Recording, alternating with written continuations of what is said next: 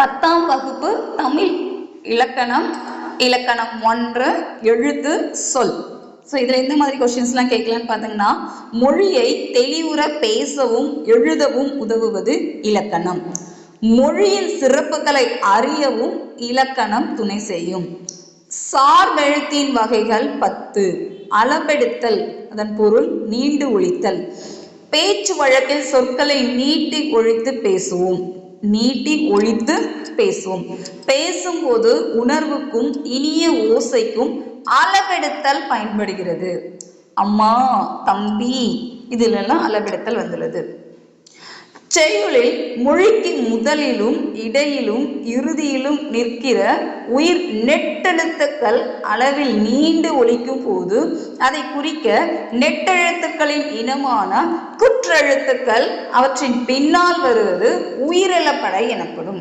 முதல், இறுதி, இடை உயிர் நெட்டெழுத்துக்கள் நீண்டு ஒலிப்பதற்காக குற்றெழுத்துக்கள் அளபெடுப்பது உயிரிழப்படை.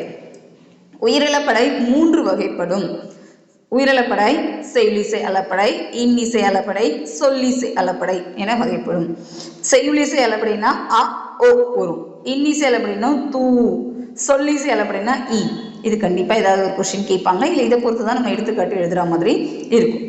செய்யுளிசை அளபடை ஓ ஓதல் வேண்டும், மொழி முதல் அளபெடுத்துள்ளது.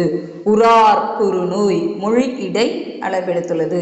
நல்ல படா படை படை மொழி இறுதியில் வந்துள்ளது. இந்த ஓ ஆ இதுதான் வந்திருக்கும் செய்யுளிசை அளபடையில். அதை தான் இங்கே ஷார்ட்கட்டாக கொடுத்துருக்கோம். செய்யுளில் ஓசை குறையும் போது அதனை நிறைவு செய்ய நெட்டெழுத்துக்கள் அளபெடுத்தலை செய்யுளிசை அளபடை என்பர். செய்யுளிசை அளபடைனா ஓசை குறையும் பொழுது நெட்டெழுத்துக்கள் அளபெடுத்தல் செய்யுளிசை அளபடை எனப்படும். செய்யுளிசை அளபடையின் வேறு பெயர் இசை நிறை அளபடை. இது முக்கியமான கொஸ்டின், அதிகமா கேட்கலாம்.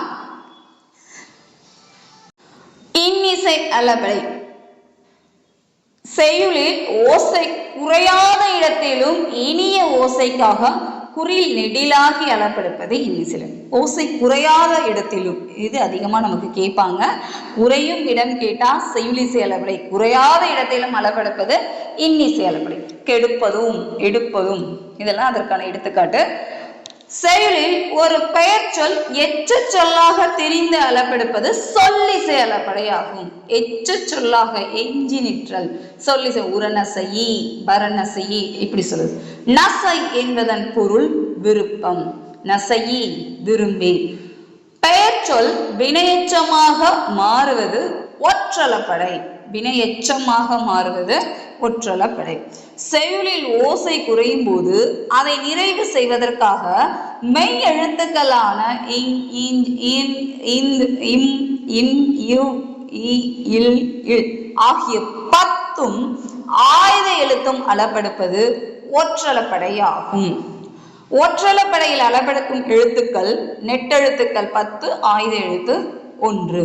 எங்கிறைவன், எங்கிலா இந்த மாதிரி எடுத்துக்காட்டு ஒற்றளபடையில் வரும். 10ஆம் வகுப்பு தமிழ் பாடத்துல இலக்கணம் 1 எழுத்து சொல். இதுல இருக்கிற இந்த கொஷின்ஸ் தான் வரும். ஸோ இதுல கிட்டத்தட்ட ஒரு 23 கொஷின்ஸ் செட் பண்ணியிருக்கோம். நீங்க ஆல்ரெடி டெக்ஸ்ட் புக் ரிவைஸ் பண்ணியிருப்பீங்க. இதை ஜஸ்ட் ஒரு ஸ்கிரீன்ஷாட் எடுத்துக்கோங்க.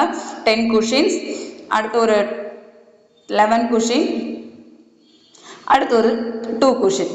ஸோ இந்த ஆர்டர்ல நீங்க ஸ்கிரீன்ஷாட் எடுத்துட்டு 2 தடவை ரீட் பண்ணுங்க. கொஷினை நீங்க கேட்டு பாருங்க. உங்களால ஆன்சர் சொல்ல முடிஞ்சதுன்னா இயல் 1ல் ஒரு பகுதி இலக்கணம் நம்ம ஈஸியா முடிச்சிருக்கோம் அர்த்தம்.